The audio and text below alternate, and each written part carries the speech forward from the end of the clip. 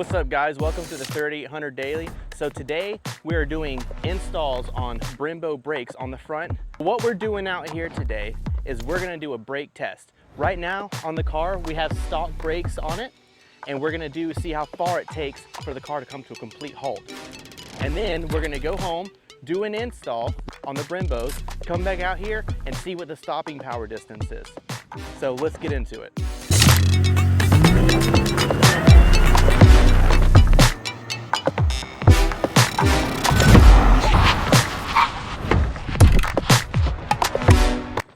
Pass one, we've got our results.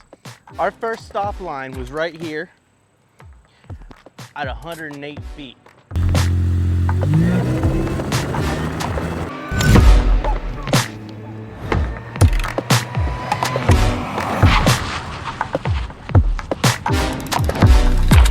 Pass two, we definitely gained some distance on this one. We're all the way up here, 126 feet.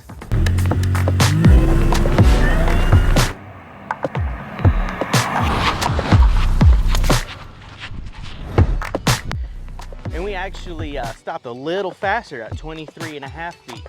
So overall on our stock rotors, calipers, lines, everything, our average stopping distance from 60 miles an hour to 0 is 119 feet. So we're gonna get back to the house, go and install those Brembo brakes, come out here and see the difference. And if you like, comment, and share on this video, you'll be entered to win a $100 ZZP gift card. That's our giveaway for this one. So all you gotta do is be subscribed, you have to like this video, and comment something on it.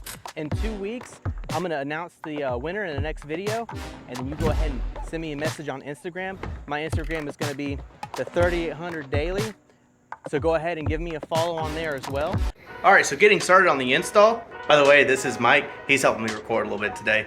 So to get ready on the install, what we're doing is installing these bad boys. If you haven't seen my unboxing video yet, you can go back and look at that. I give you kind of like, you know, my first impression on my thoughts on these. So we got our front driver's side and we got our front passenger side, and it's important that you don't get those switched up, because when you have the drilled and slotted, especially the drilled, if you go to look at these, they're angled a specific way to catch air as you're slowing down to help keep the rotors cool.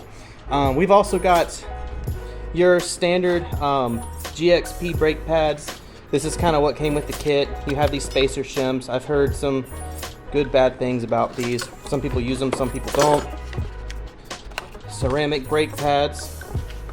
And then if you so choose to purchase the Goodrich premium brake lines, this isn't just for the front, this is also for the rear as well. So you have a little extender tube. You also got the serrated steel lines for the front and back. So let's get into installing them. Oh, by the way, if you were just curious of the difference between the Cadillacs and the GXP calipers, that's the difference. Massive difference. But anyways, let's get into the install. All right, so first things first, let's get this wheel off.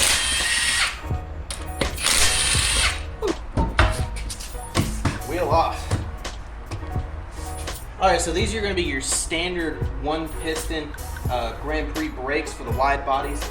Just like, you know, like the GXP, they have two. They have a piston here, but for the Brembos, they have one here, one here, one here, one here. These are gonna be thinner like that wise when it comes to the Brembos.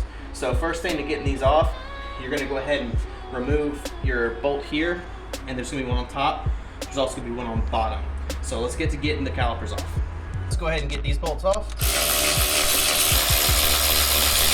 All right, and then take your caliper off.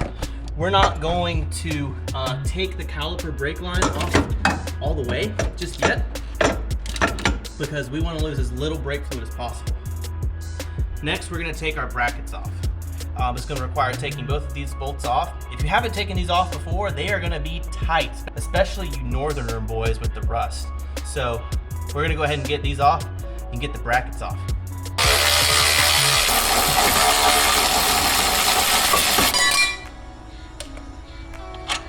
Keep your equipment because you're going to reuse these bolts. Next, we're going to get this rotor off. It's a little hot still, so I'm gonna go grab a rag. In this situation, if your rotor doesn't come off, that's all right. Get a little hammer, give it a little whack. And off she comes. Rotor comes off. All right, you good? Yep. All right, so obviously we have our new rotor here. We have our current stock rotor right here. I know it's drilled and slotted. I got these off of Amazon, and honestly, they've held up pretty well. So we're gonna measure our stock rotor size, and we measure at almost 12 inches. Looks like 11 3/4.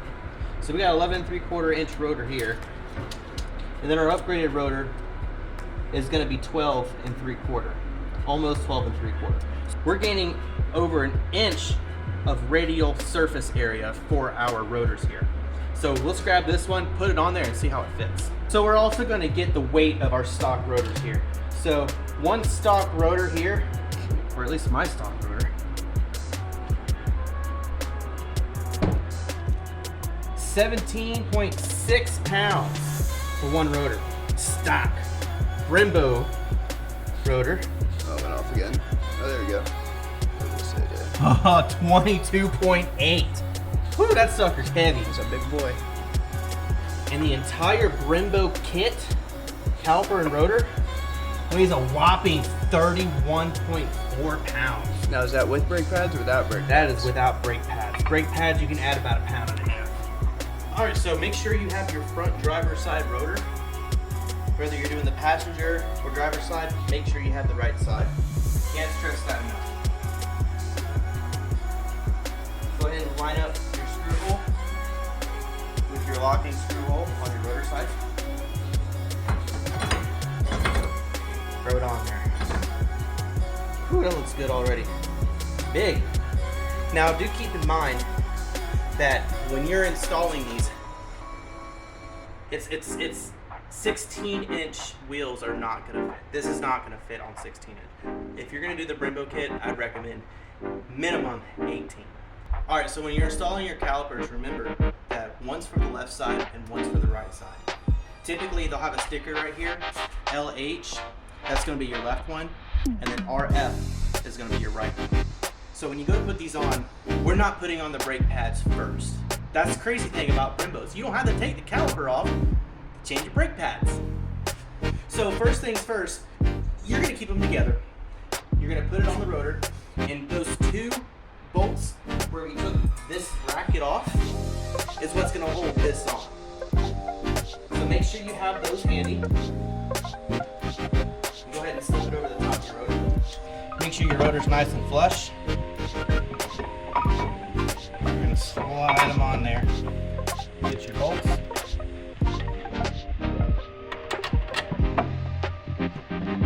Just thread them a little bit just to get your caliper in and on and sitting still.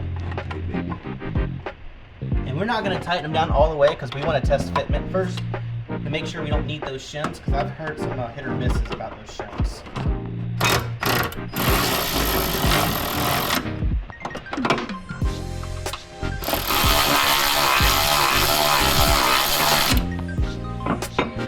So the purpose of those shims is that spacing right there between the caliper and the rotor. Do you see how little space there is? It's to keep this side from contacting, but we don't seem to have that problem.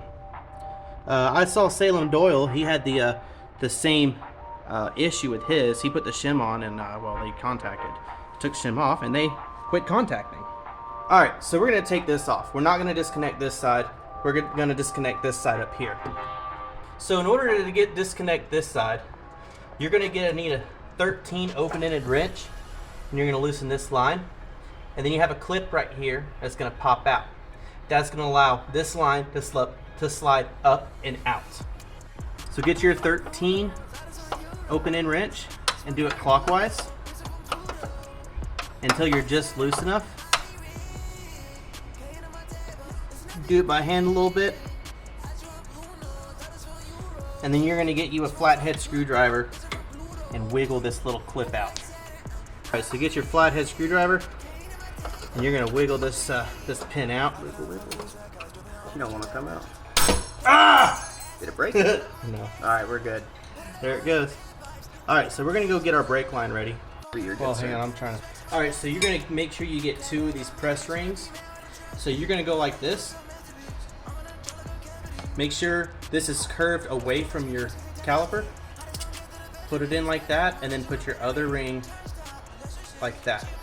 Go ahead and thread it in.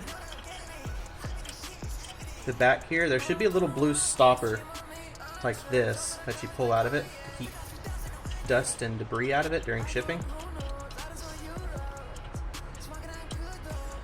Go ahead and screw it on like that. I'm gonna keep it perpendicular with the caliper itself. And then we're gonna torque this down a little bit. I would not torque it down very enough, just snug is good. All right, so now that we got this down nice and snug, we're gonna go ahead and release this line up here.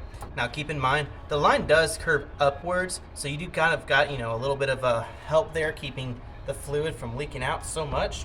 Turn this counterclockwise, and eventually it'll unthread from the brake line. It'll slide down, and this line will come out.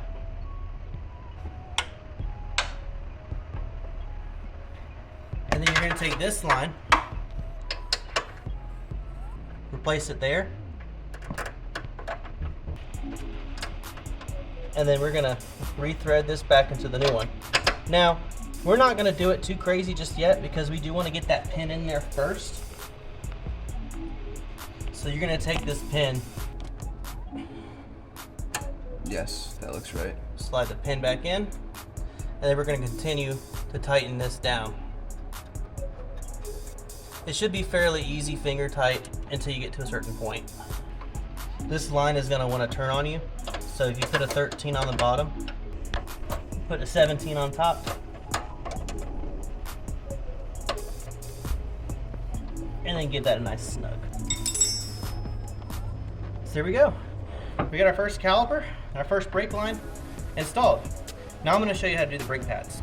Damn, those are sick looking brake pads. They're fucking thick boys, aren't Look they? at these things, dude. So you're gonna get your brake pads, one for the front, one for the back. Now, like I said before, these calipers you do not have to take off to change your brake pads. So the way you put these in is they literally just slide in, just like that. Make sure you get the pad towards the rotor, by the way.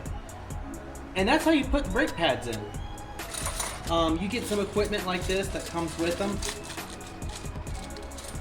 So what you're gonna do is you're gonna get one of these.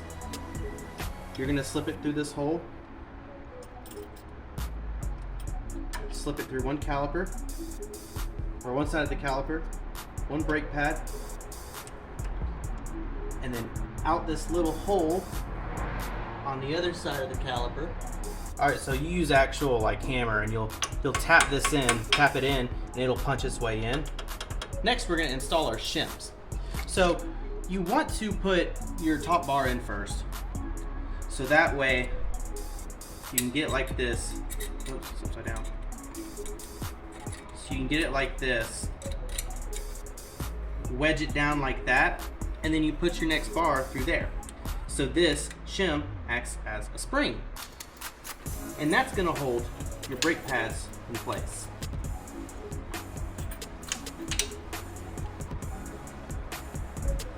Just like that. RIP markless calipers.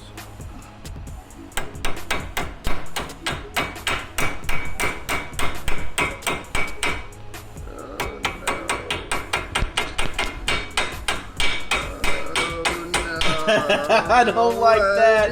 Oh, what did I do? No. So there you have it. This is going to be our driver's side front Brembo brake install. But we're not out of the water yet. So now next what we have to do is we need to bleed these brakes. Because we have empty brake lines and empty calipers, we need to get all that air out. You want to bleed from the inside out because the fluid's going to come here first and then it's going to come here. So you have a bleed point here, and you also have a bleed point on this side as well. All right, so you can go to AutoZone and you can get one of these brake bleeder kits. This is one of the cheaper ones, about 10 bucks. So what we're gonna do is we're gonna go ahead and get a 7/16 wrench. And then down here, we're gonna take this little rubber cap off. We're gonna put it together like this. There's a little magnet that goes on the back end like that, so that way you don't have to hold it. And of course, there's nothing to stick it to because. And then we'll go ahead and stick it in here like that. So this is when you're gonna have a buddy. So you're gonna keep this bleeder closed. Your buddy's gonna go in and press the brake. You're gonna crack this bleeder. And then when his foot goes all the way to the floor, you're gonna close the bleeder. And then he's gonna let off the brake and then press it again. You're gonna open it and so on and so forth. Cracking the bleeder. Fluid goes through the hose.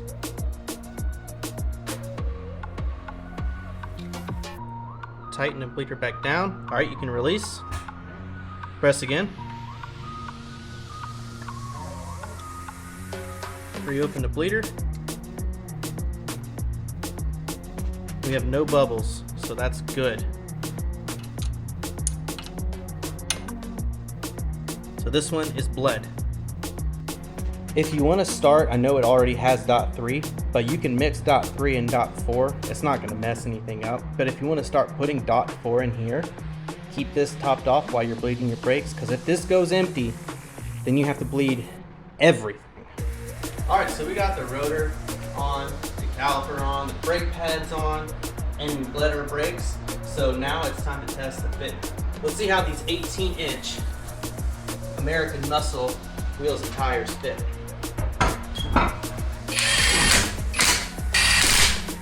So here's our fitment.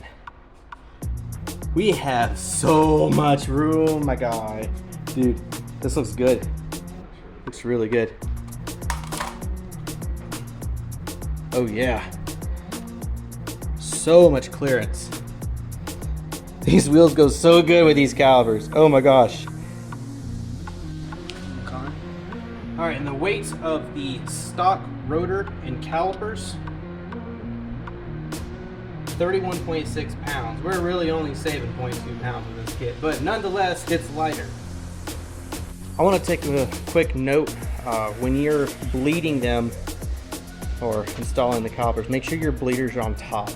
Made that mistake, went to bleeding, brake was constantly squishy. So yeah, make sure your bleeders are on top so all the air goes up and out.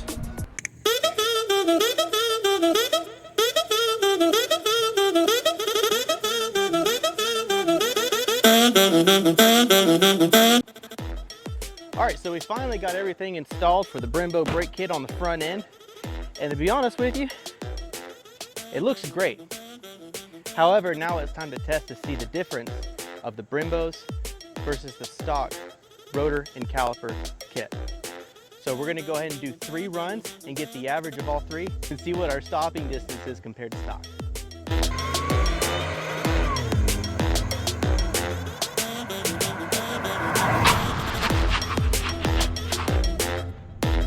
All right, so test number 1. We stopped at the same first stopping distance for the stock one. 108 feet.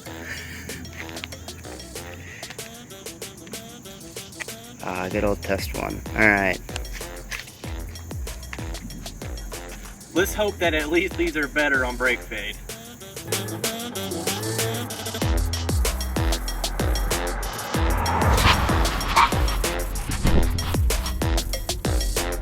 All right, after brake test number 2, we stopped at 116 feet. That's 8.5 feet further than our original stop.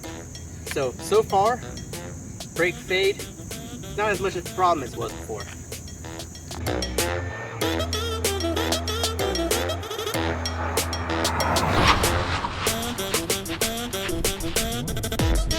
And then after brake test number 3, oddly enough, we stopped at 103 feet.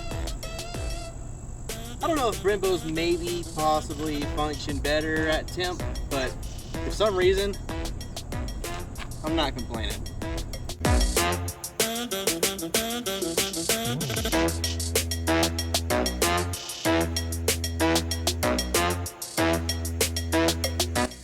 Well, It turns out that our average stopping distance from 60 to 0 is 109. Looks like we saved ourselves 10 feet of stopping distance, which honestly, when it comes to the track, that might just be enough to keep you out of the sand. All right, so tell me what you think, what your opinion is on these Brembos. Are they worth it? $700? Do you think you would buy some for yourself?